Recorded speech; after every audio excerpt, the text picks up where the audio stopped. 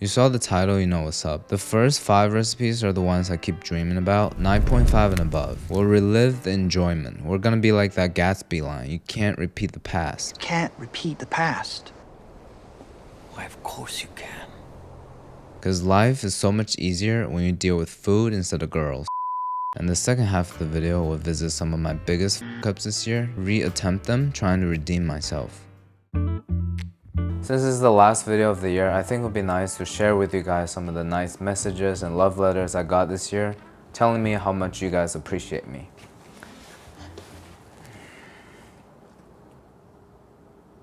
Starting simple with the Lipton soup dip, I almost forgot that Lipton makes things other than black tea. The dip was mind-blowing, as you can see by my statement. Bro, this is so good. What? This is like the best dip I've ever had. It's good that we're making it again to see if I was overreacting.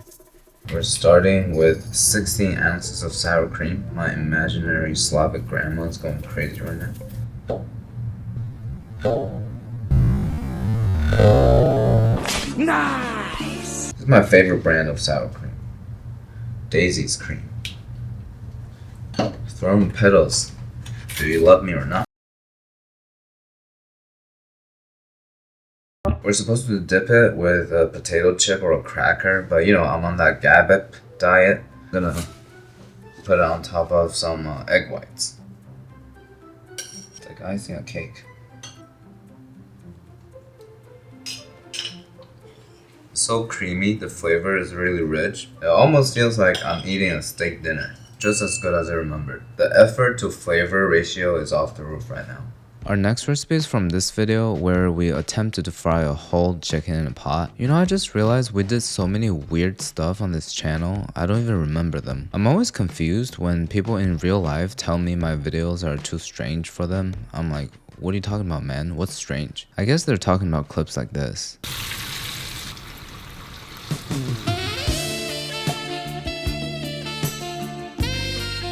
Yeah, I guess can't really blame them. And today we're recreating the Nashville hot from that video. I think it's my favorite type of fried chicken. Let's cook 6. And this first step of the marination is just plain pickle juice. The acid is gonna denature it. 2 kinds of pickle juice too. Italian cornichons. These legs are getting double pickle penetrated. We can just put this in the fridge, but I'm gonna put it on top of a container though. Cause you know, one time I had a bunch of butter chicken marinating in a bag, more than 12 hours in the pickle juice. First let it dry, air out a little bit before doing the dredge. 2 cups of flour, 1/4 cup cornstarch, 1/2 teaspoon of baking powder, 3 tablespoons of Creole seasoning. Cause we're pouring on the spicy oil later, we're keeping the dredge fairly unseasoned.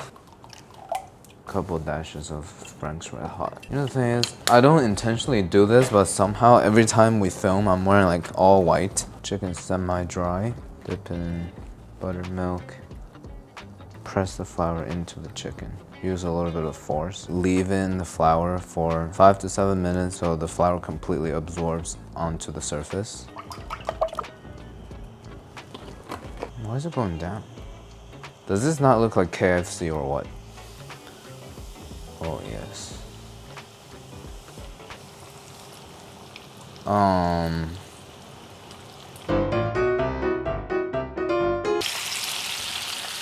Golden, slightly brown, looking great. To finish the second batch, we're going to raise it to 350 again, dropping the rest. While this cooking will make our Nashville hot mix, I'll put the ingredients on the screen, but it's mostly cayenne, other red powders, and some brown sugar. Then we're mixing some of the frying oil. I feel like the oil is not really hot enough, so I heated some up separately to 450. This is really going to activate all the aroma in it.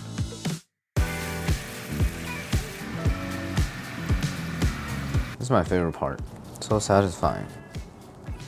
Painting fried chicken. I'm like an artist, contemporary art style of the beautiful ways people can get diabetes. This is an old brush. I'm just realizing its issues. Damn, how much hair is falling out? Like PA in 5 years. The brush is really going through the balding phase, huh? This is like Andrew Tate's shower drain. Okay, first of all, I think these chicken turn out great. The flakiness of it It's spicy to the right amount. The sweetness is really coming through from the brown sugar. The meat is so extremely tender. I love how the acidity from the pickle juice, the meat itself is more light, and the outside coating is like this rich barrier. It achieves its overall balance, surprisingly. There's so much wisdom in classic recipes. Everything makes sense. Speaking of classic dishes, the chashu recipe from the pork belly video was really impressive. It was inspired by Chef Andy's ramen video where he braised the pork in the oven. We're using the same broth but sealed up in a sous vide bag. Pretty happy with that. Starting off with the cooking liquid, very simple. 1 cup each of sake, mirin, and soy sauce. Leeks, 5 cloves of garlic, a piece of kombu. Finally, some ginger. Once it comes to a boil, we can just turn the heat off. Put on a lid to let it steam itself for 15 minutes or so. What is this? What is wrong with all the ingredients today? Not only there's hair on it and I can't really do the burning and scraping, they also like pierce the skin into these little cubes. I have no words. I thought it would be a nice video for us to enjoy some of the best recipe I did. Didn't know the improvising is gonna start this soon. Whole piece, as it is. Even without the vacuum sealer, because the liquid is gonna help it seal itself.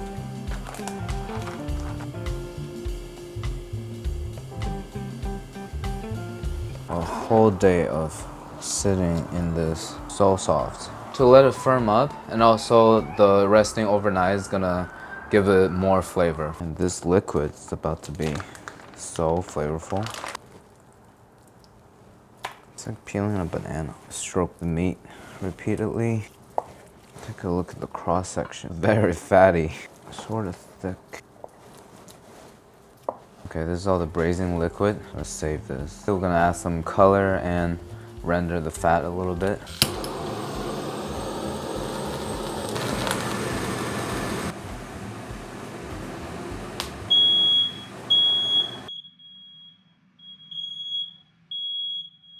I just want to enjoy some fire versus me type of footage, but the smoke alarm is not letting me. If it happens again, I think I'm gonna lose it.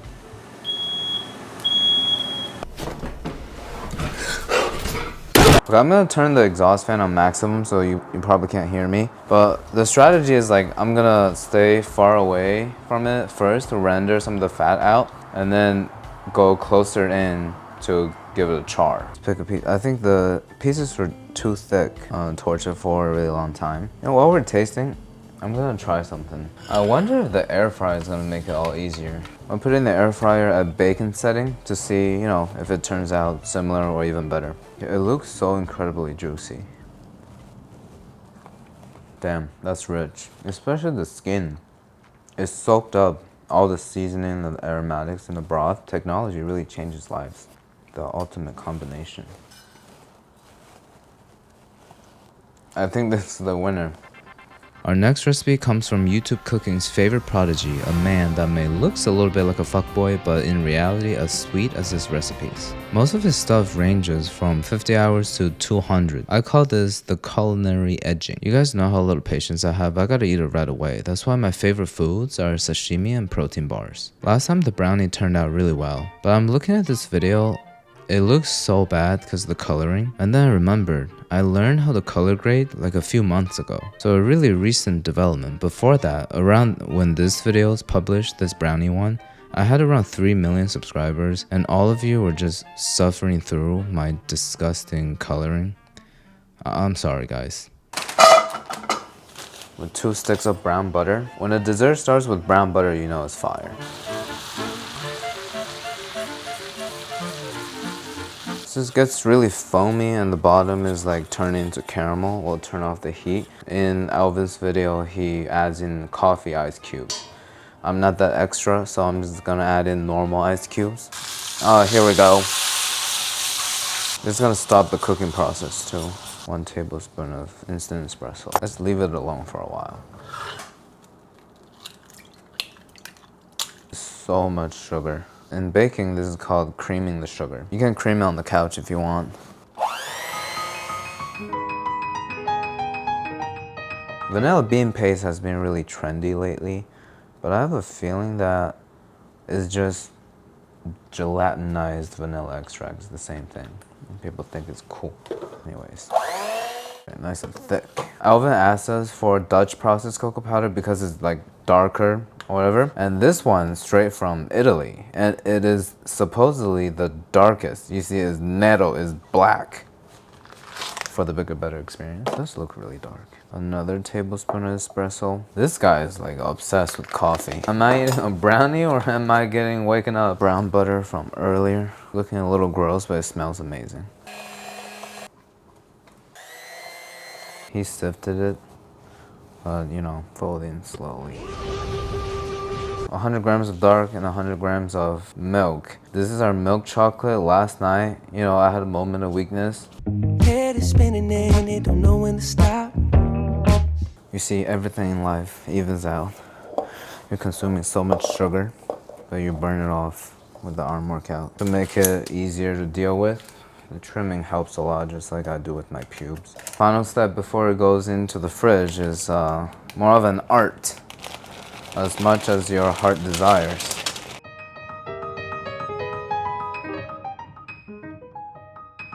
Wrap it nice and tight, we'll put it in the fridge for 2 days. I actually meant 3 days. It may look like nothing's happening, but a lot of chemical reactions going on, turning it to a complete hydrated, cohesive batter. Then we'll bake at 350 for 25 minutes. And an important part that he stressed in the video is that right when we take it out, a lot of the moisture is still like steaming out. This is when we gotta wrap it up immediately with tinfoil and shock it in the freezer to stop the cooking process and preserve the moisture. Alright, don't judge my hobby. That's my personal life. I forbid you guys from commenting I have issues because that's my only solution. After 30 minutes in the freezer, we'll take it out, put it back into the fridge, and rest for another 24. This is the last bit of waiting we have to do. I'm getting so excited to eat this. I don't know what happened here. And according to Alvin, we're supposed to cut out a piece and microwave it for 30 seconds to warm it up. I can't believe it. We're actually 30 seconds away from tasting this. I microwaved it a little longer than required, so it got all melty and gooey like that. Damn.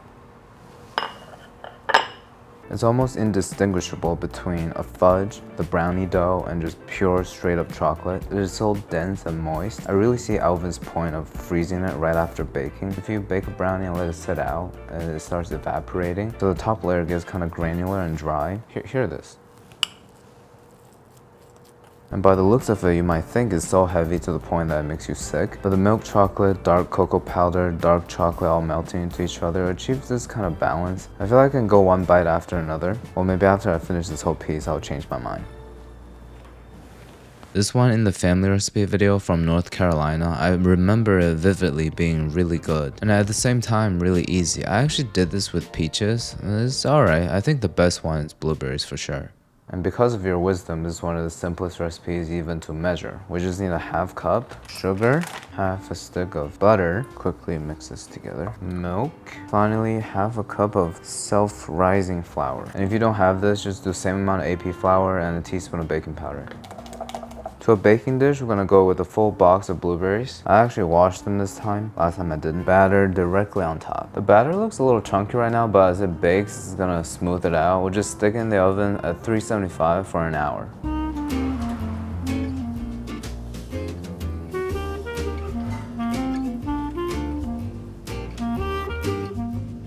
I feel like any type of fruit cobbler is more of a eat by the spoonful type of dessert. Bottom looks really interesting, honestly. You know, it looks either like a really well-baked fruit pie or some type of skin infection. The top layer gets a little bit crispy. You can see because of the self-rising flour, it took on that spongy cake texture and all the blueberries just melting it into the dough. It's so simple that, you know, like you can just put this on your lap and watch TV, eat the whole thing without feeling guilty, because this is pretty much just a fruit salad. A box of a little bit of batter and a box of blueberries is healthy.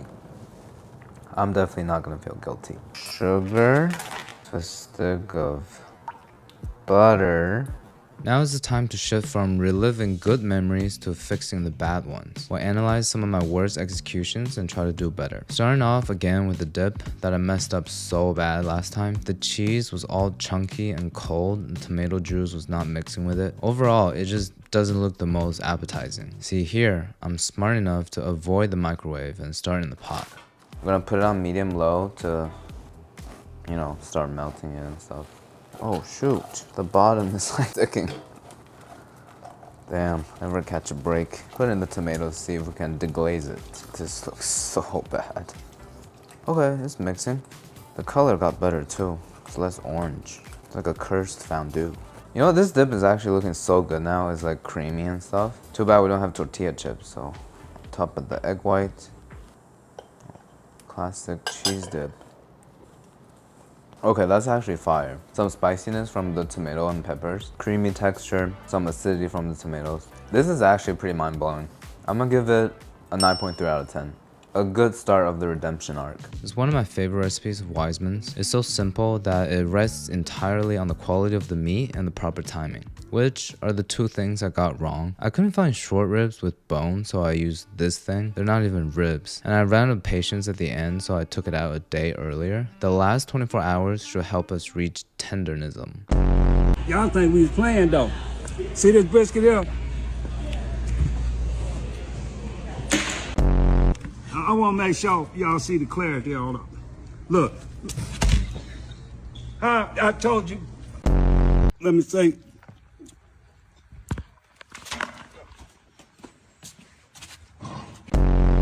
And then, you know, shake it a little bit.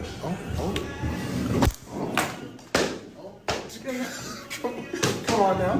Come on now.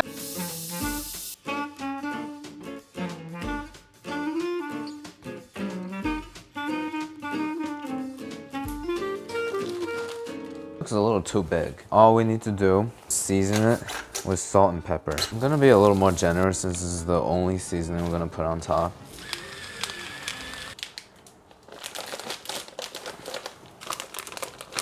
Oh my god, it barely fits. Now the bone is in, we're gonna have to suck it up. This is broken. So apparently my vacuum sealer is broken. You know, if Typher wasn't paying me, I have a lot to say. That flavor, yo. I feel like I'm making out with raw beef. Tastes better than my ex.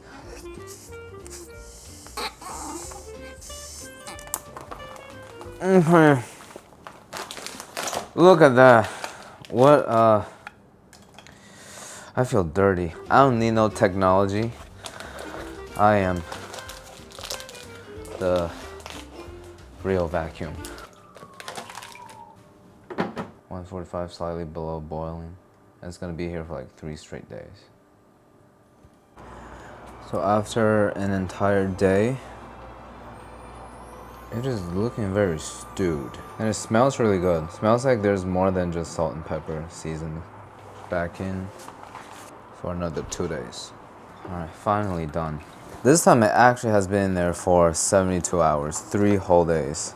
The other day I had some people over. They're asking me why my apartment smells like the inside of a dishwasher. I told them to shut up before I give them my big meat covered in plastic. After a whole night in the fridge, it firmed up a lot.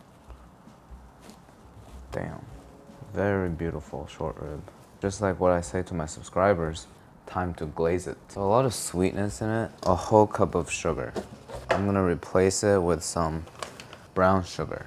High heat to the sugar, we'll do 1/2 cup of vinegar.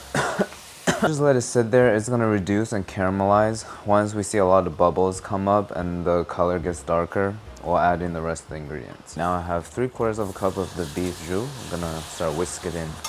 Ooh. Kind of smells like Baby Ray's. Dark soy sauce, about 3 tablespoons. And some type of spiciness, obviously. Frank's. Yeah, this is our glaze. Sear it up and brush on the glaze.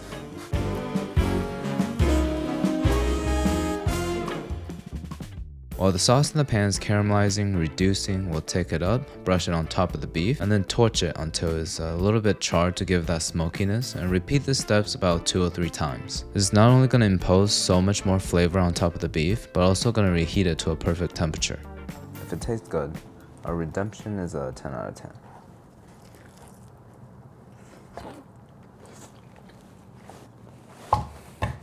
Getting a little emotional. The acidity, sweetness, that hint of spiciness is so balanced. And the meat itself is incredibly juicy. There are no words. I am so impressed. I thought cooking for this long is gonna completely disintegrate the texture, but the meat is holding it together so well. At the same time, melts in your mouth. With the crispy exterior and the glaze, it takes it to a 9.7 out of 10. I think this might be the best beef recipe we've ever attempted on this channel. So the last time we made Nigerian chicken, you guys really gave it to me in the comments.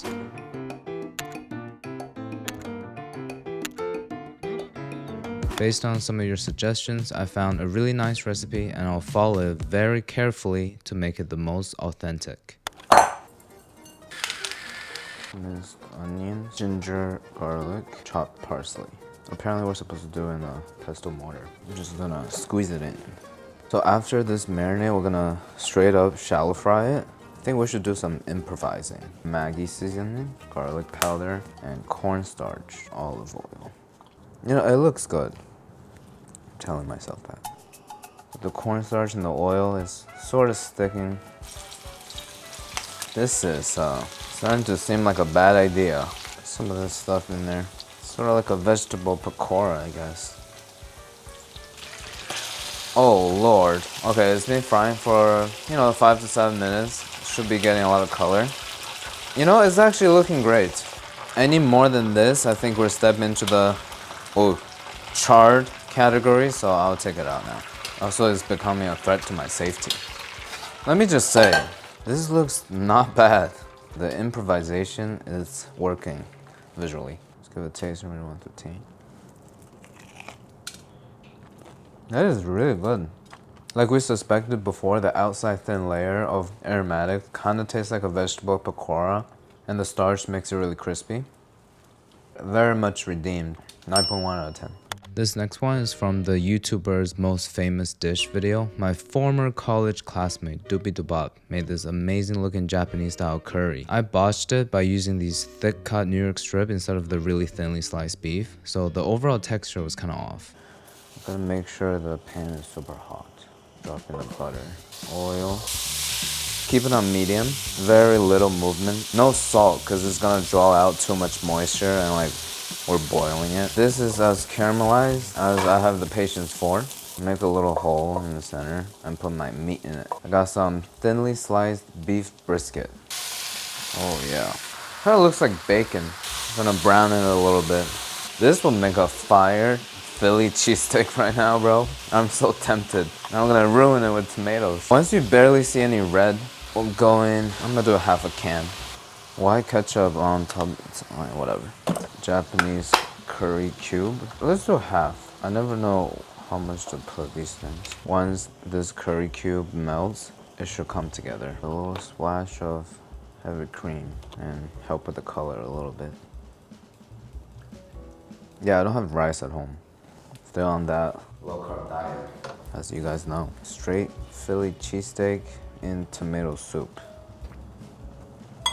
I think the reason why she's putting in tomato rather than like a traditional Japanese curry of just water and the cube is to give it that acidity, kind of imitating a butter chicken. This is like incredibly rich. I feel like I need to have it with some rice or something. But it still tastes really good. I'll give it a 9 out of 10. Last recipe of the day, I really hope it ends on a high note. In the video, I built the perfect chocolate chip cookie recipe. I made it way too big. I blame that silicone mode. While all the silicone tools in my house are way too big for me, but I genuinely think this cookie recipe is perfect. Chef Andy actually recreated it. Future canoe. Today, I'm gonna make the triple C, the triple threat, the chocolate chip cookie. Then I'm gonna rate it 1 to 10. The cross-section is immaculate. Who is this kid? He clearly knows how to cook. I think I'm gonna start a petition for Mr. Canoe to show his face. My self-esteem comes from Chef Andy's approval because I think he might be my dad. But anyways, this time we'll make it smaller. Even though the ingredients are all the same, the size really affects the experience. Only in this context, by the way. 2 sticks of more brown butter. We want the butter to be, you know, a little fluffier. So let's cool it down on some ice. Also gonna whisk in an ice cube to make up for the lost moisture. With our butter sort of solidify, sugar, brown sugar. Every time we make one of these, I just get shocked at how much sugar I'm actually eating. Eggs, instant coffee. Real vanilla beans. To be nice and soft, we can just split open. Going with the extract. I thought it was a redemption video, making more mistakes than before. It actually looks really nice. Teaspoon of baking powder. I have a teaspoon of salt. You said forever, babe, did you mean it or not? As much chocolate as you want. So I'm doing a lot of milk chocolate chips and 2 whole bars of dark chocolate. Wait, a piece of aluminum just fell in. Ooh, feels kind of nice. Another arm workout. I can't tell if it's like a little bit of flour that's not mixed in or it's just my hair follicles. Either way, it looks delicious. Before we shape it, we want to let it rest in the fridge overnight to have the flour and the baking powder all incorporate into the dough. The hardest part is just to keep my annoying roommate from eating it all before the next step. With our filling, we'll do hazelnut spread, or in Italy we call it nocciola. This time we'll control the sizing. Not everything is the bigger the better. Okay. Good size. Good job, future canoe. How many cookies are we making? We'll make 6. We'll put this in the freezer till it becomes solid discs. By that time, the cookie dough should be ready too. Okay. The discs are all very much frozen solid. We can wrap it up with our cookie dough now. Put in our spread, close it up. Might be too big. Take this away. I feel like these are like a decent sized cookie, right? Once it bakes, it spreads out a little bit. So it'll be like this big. I'm gonna return it to the freezer and let it solidify for at least 2 days. Now the cookies are rock solid. It's been in the freezer for almost a day and a half. We'll try to space it out as far as possible from each other so we don't make just one giant cookie. Let's bake 3 for today. Once the edges gets a little bit brown like that, you can take it out. You see how tall it is? That's because we froze it, so it doesn't collapse as much. This part is about to be insanely good. You can get the chocolate and the caramelizing of the dough. This one looks like a shatting ass, so look at the bottom, yo. Milk chocolate, dark chocolate. Okay, let's split it open. Oh, yeah, I forgot about the filling. Look at that. I guess the no carb thing is out of the window. Yo, definitely the richest cookie I ever had. It's almost like gluing my mouth together. Kind of hard to talk right now. The bitterness from the dark chocolate balanced with the milk chocolate in the middle, that hazelnut spread, nutty flavor. Kind of tastes like a Kinder Bueno on steroid. Taste-wise, it's similar to the giant cookie. Overall, eating experience, definitely worth 0.2 more, so 9.8 out of 10. Highest rated dessert on this channel so far. Failed recipes may be reattempted, but mistakes in life may burden us forever. Based on the age demographics of our channel, I assume most of us have made a few wrong decisions that we're not proud of, wishing for redemptions. But I think redemptions isn't just an act or a temporary arc where we get to prove ourselves. Instead, it's a lifelong commitment to strive to be better. I wish in this new year all of us could achieve that in cooking and beyond. Alright, thank you.